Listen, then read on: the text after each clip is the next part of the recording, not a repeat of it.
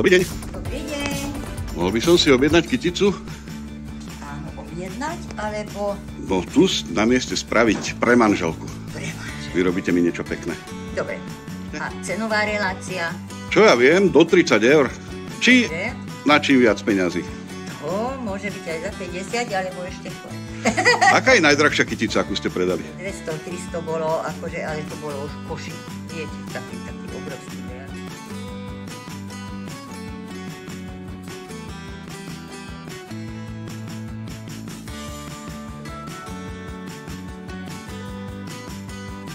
No, napríklad toto je lalia, kráľovská.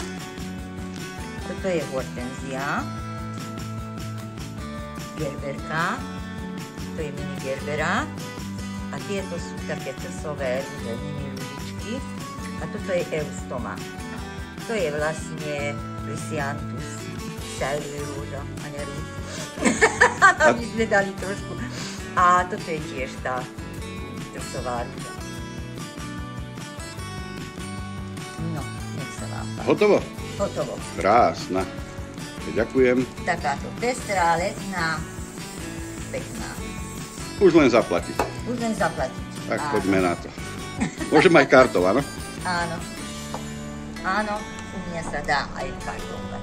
No a túto nedeľu máme, tuším, Deň Matiek, že? Áno, nech sa páči. Vy budete mať otvorené v nedeľu? Áno, aj nedeľu, takže sobotu mám od 8. do 12.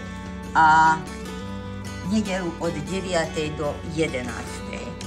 Super. A nech sa páči každého. Tam